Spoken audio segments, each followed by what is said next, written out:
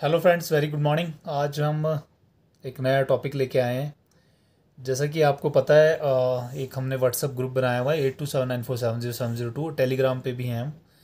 आप इस नंबर से अगर कोई मैसेज ड्रॉप करेंगे तो आपको JIBC के ग्रुप में ऐड कर दिया जाएगा। इस ग्रुप में आपको क्या जुड़ने से बेनिफिट होगा कि बहुत सारे आपको क्विजेज़ मिलते रहेंगे डेली, क्वेश्चंस, बहुत सारा PDF मटेरियल मिल जाएगा और बहुत सारी वीडियोज़ आप देख सकते हैं। तो फ्रेंड्स, आज की वीडियो हम स्टार्ट करते हैं। KYC के कुछ क्वेश्चंस से डिस्कस करेंगे और इनको मैं थोड़ा सा ब्रीफ करता जाऊंगा आपको। ठीक है फ्रेंड्स, तो KYC क्वेश्चन आंसर स्टार्ट करते हैं। तो फ्रेंड्स, पहला क्वेश्चन कहता है, banks are required to maintain the information in respect of transaction referred in dash of the PMLA act 2002। देखो फ्रेंड्स, PMLA का फुल फॉर्म क्या है?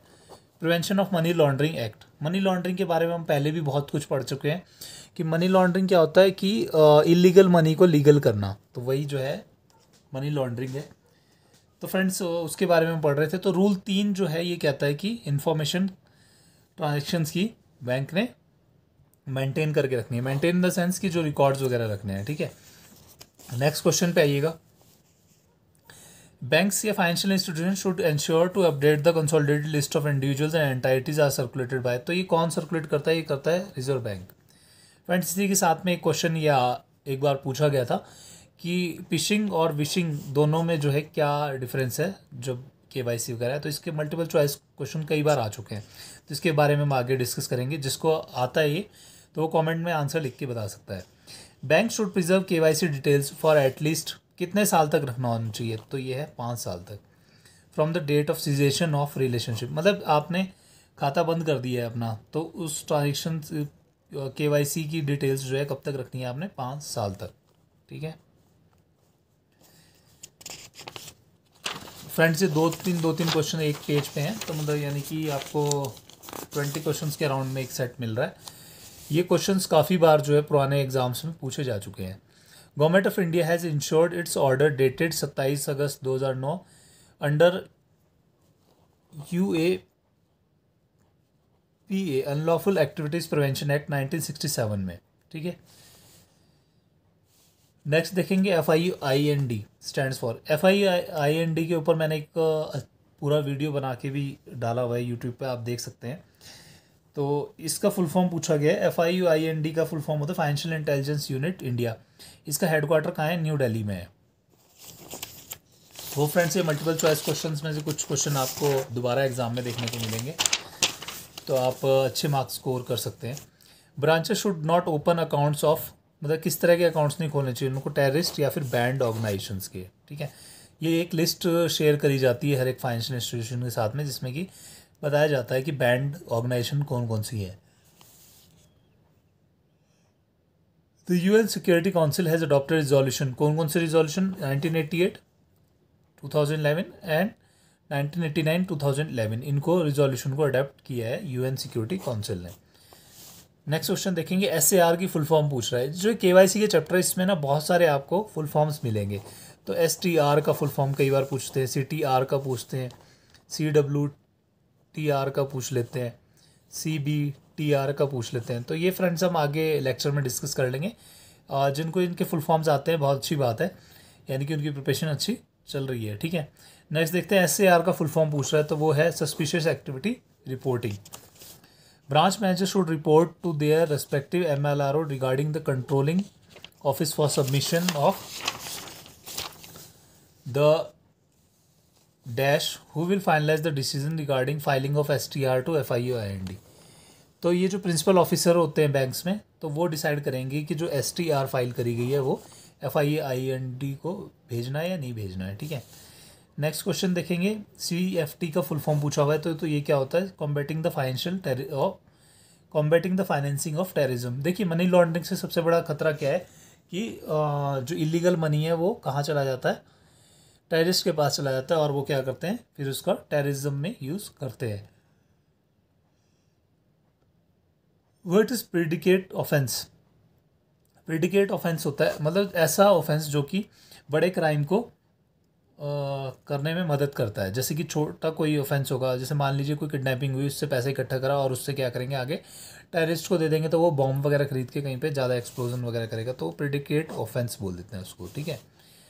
To meet the committee on stringent controls on dash, banks are required to undertake steps and initiatives in a manner consistent with the rules of laws। तो ये AML और CFT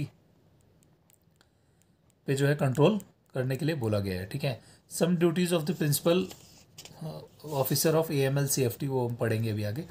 ये देखिए कुछ questions थे पुराने जिनमें कि फुल फॉर्म पूछा गया था UCIC का एज पर RBI, तो इसका फुल फॉर्म होता है unique customer identification code. Friends ये जितने भी हम लोग वीडियो में डिस्कस कर रहे हैं ये सब आपको जो है ग्रुप में PDF फॉर्म में नोट्स मिल जाएंगे, तो काइंडली आप से रिक्वेस्ट है कि ग्रुप में जुड़ जाए। ड्यूटीज़ ऑफ प्रिंसिपल ऑफिसर, देखिए पहला ड्यूटी क्या है, ये सारी ड्यूटीज़ होती हैं। Overall monitoring of the implementation of the banks AML CFT policy, जो बैंक की AML CFT पॉलिसी है उसको प्रॉपर तरीके से मॉनिटरिंग करा जाए, ठीक है। Monitoring and reporting of transactions and sharing of information as required under the law, ठीक है।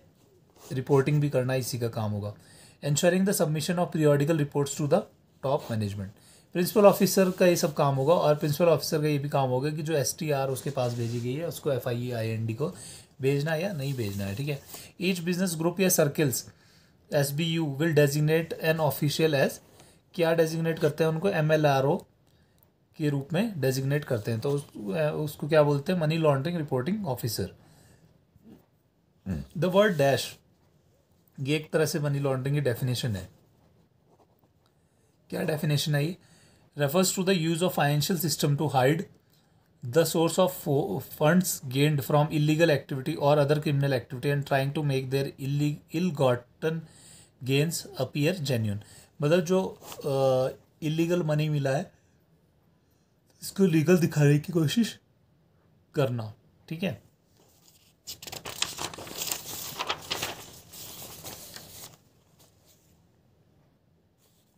नेक्स्ट क्वेश्चन देखेंगे, FATF की फुल फॉर्म पूछी गई है। देखो फ्रेंड्स KYC वाले चैप्टर में फुल फॉर्म्स वाले क्वेश्चन 1 मार्क्स में बहुत आते हैं।